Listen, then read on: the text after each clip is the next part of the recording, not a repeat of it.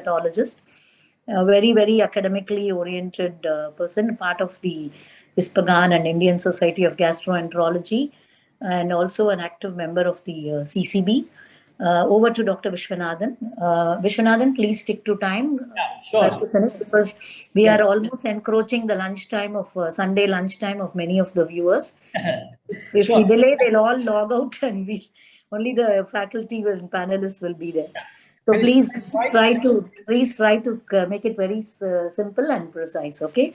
See my slide? Yeah. Can you hear me? Put the slideshow and move on. Yeah. Yes. Okay. No problem. And good afternoon, everyone. And I'm going to be I'll be talking only for 10 minutes, not even 1 second more than that.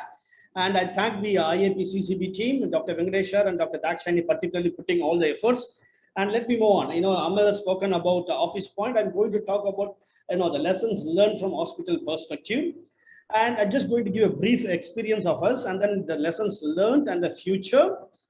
And in our hospital, we had approximately inpatients around 198. We had MISI of around 70. There were 2 were ventilated. Mortality was nil. And neonatal unit, there were 120 pregnant mothers. Only 2 babies were found to be positive. Even then, they were postnatally acquired transmission after going home, and there was no vertical transmission. There was no morbidity or mortality. My experience, I just want to share a couple of cases actually. Basically, I had a 4-month-old baby who presented to the outpatient with prolonged cholestasis and poor weight gain. I did all the preliminary investigations, then I have to do an endoscope, liver biopsy to look for the etiology. And as per our guidelines and protocol, I did the COVID RT-PCR. So what happened? It came back as positive. The infant was well clinically otherwise. How do I proceed next? So obviously, as per the government recommendation, we screen the close contacts, parents and 2 family members. And we have done the test twice, one from the hospital itself, other from the corporate. The corporation. And both the time, all the 4 members were found to be negative. The questions from parents, how our baby became positive when all of us are negative? They say that no, baby has got it from hospital. So how do I proceed from here? Well, I told them, look, we do take, there's always a risk of anyone coming to the hospital setup could occur an infection. But however, we are taking all precautions. We get consent for everyone prior to any checks. And then we have a separate fever clinic. And all our consultations rooms are adequately ventilated. And then, in fact, we keep our doors and windows open all the time. And I do wear a proper full personal protective equipment. And so what do I do for the baby now? I am going to observe, probably because it is not urgent. I don't have to rush and do that. If the baby is having COVID positive, this is actually 4 months after the onset of pandemics. So at that time, we were not very clear. So I wanted to postpone the procedure for after 10 or 14 days. But the problem, the challenges are family. Also, we have to consider all the time. They are from another state. They have to stay for another 10 or 20, 15 days away from home. And of course, their primary objective of coming to see me was to get the child diagnosed and treated for the primary liver disease. And they are worried about the COVID outcome for the child. And of course, there are financial issues for the family. So actually what I used to do is, this is my full PPE before I do a procedure. Wearing the cap as well, and this is the hood is the most horrible thing, which I don't like it at all. Because of that, I sweat a lot, and the sweating, actually obscures my vision of endoscopy. But and I do I wear the full PPE even while reporting. Only after everything finished, then I doff it off. But after speaking this family, I made a habit of even before any inpatient procedure, after wearing a PPE, before I go into the procedure, I tell them very clearly, well, look, I am wearing a full PPE. My team inside also having the appropriate PPEs equipments. So we will take care from our side. We will try not to give any infection for your babies. And then this is how I reassure them, because the most of the time their worries is about getting COVID, honestly. So we had to tell them all the time. And because endoscopy or any procedures related to my departments, aerosol generating, both the endoscopies and as well as the anesthetists while they execute the airway or they maintain the airway, it's all aerosol generating procedures, honestly. So, but I had another emergency one, just a lot of emergency. Just one thing. This is on the 15th of August, our Independence Day. I had a 4-year-old boy who was swallowing this screw nail. Here, I cannot wait. Actually, it's a sharp object. I have to take it out. So I told them that, well, we'll do a COVID test. We will do all the necessary precautions. We will remove that. And we are able to remove this unevenly. And then the screw nail was around 4.5 centimeters. Good that we removed that. And later the COVID was negative, and the child stayed just overnight and discharged next day morning, as they were from Chengalpattu. Actually, they couldn't go the same night actually. So this are the what to say, the strict sort of odd things which I come across during my COVID pandemic period.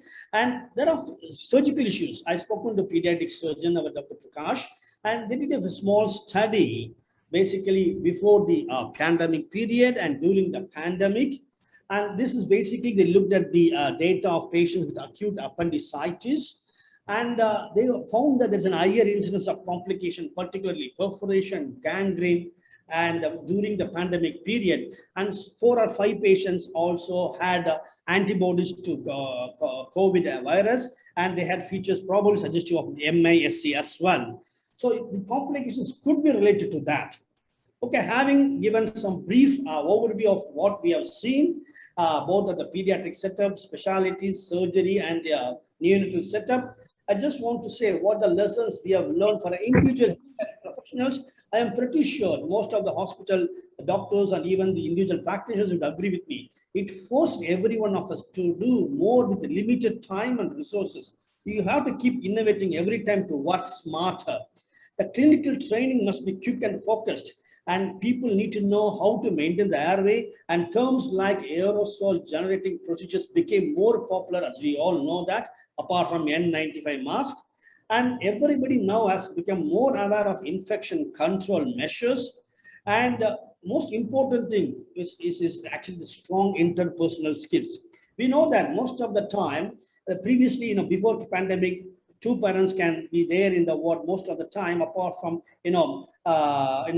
usually. But here now we are restricting the access to the parent, and even they cannot talk to a family member well on time. So they rely on us actually. So it's very important for me or for anyone who's caring for the patient to communicate very well about the clinical condition of the baby. In fact, we are learning to smile with our eyes now, as the parents are not able to see our faces any longer, as we are actually, masked most of the time, in fact, all the time.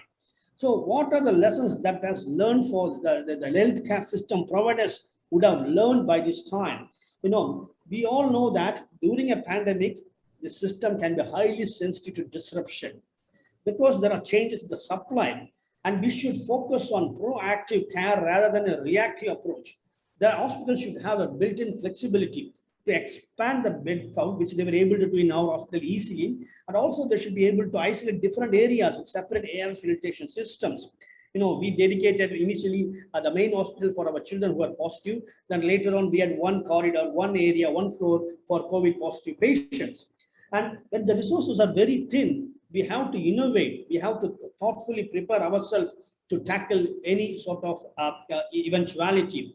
And most importantly, I personally feel the data which we drive from this kind of all this last few months should be used in future to proceed forward in the right direction. And additional investment has to be done, and innovation has to be done around the virtual health on outpatient services. This has been already happening in my hospital, and it's going to actually get better. So technology is the way forward to have a better disease surveillance, better patient consumer engagement, and better care delivery. Actually the patients are loving the way we provide the telecare. Before the pandemic, the last 10 years or so, I used to do telemedicine consultation to the telemedicine centers in remote places. They get connected to a telemedicine center in Chennai. But nowadays, there is also an app, 24/7 app. The patient can easily download. They can get connected to me from their home environment on a fixed time. So actually, the technology is now the boon, and it's going to be very hard to put the genie back in once you have opened the bottle. And Other thing is, we all know that humanity memory is short, and what is not ever present tends to fades away quickly. This happened with bubonic plague and also the flu in the 20th century. But I'm sure this is COVID-19 is not going to be the last pandemic. One major lesson we all should learn, that we should remember what happened this last 18 months. We cannot afford to forget whatever we have learned the last 18 months or so. So what it holds for the future, mask is going to be a useful tool, whether you have a COVID or not. If you're not well, you stay at home, don't go to a party or a school. Telehealth is a new normal and is yet going to stay. And insurers are going to cover this one in future. And that is going to be the silver lining for healthcare delivery. Vaccines are powerful tools. We all know that, but it's not a magic bullet. As we have recently have another variant has appeared in South Africa. And everyone is not treated equally in pandemic. We should know that we are rationed the care actually to various age group depending upon the morbidity, etc., etc. And we have to particularly have to address the behavioral mental issues, particularly in adolescent child. And we are resilient as a community. We should stand up together. And even for an introvert person, compared to no circle, they need to have at least a small circle, both to socialize and also to deliver a good health quality care. And we need a dose of humility all the time. I would say that if you don't know, we should say, I don't know. We will learn as we go. So this is what Paul Kohler said. None of us knows what might happen even the next minute. Yet still we go forward because we trust, because we have faith in ourselves and in our community. And I would like to acknowledge all my subspecialty colleagues, pediatric colleagues, PICU team, emergency department, NICU, anesthetists, surgeons, infectious disease, hospital management. The reason I'm saying that I managed to get the data, I communicated with them before I did this presentation. And of course, I would like to acknowledge all my parents, patients, and the teachers, wherever I learned, where I worked in the last 30 years or so. Thank you very much for your patient listening. I finished on time at 10 minutes. Thank you, Vishwanathan, for doing a wonderful presentation about your experience in your corporate hospital, managing COVID in corporate hospital during COVID times. That was very, very nicely done. We move on to the last talk of this session by Dr. Somasundaram. Dr. Somasundaram is again a very popular pediatrician in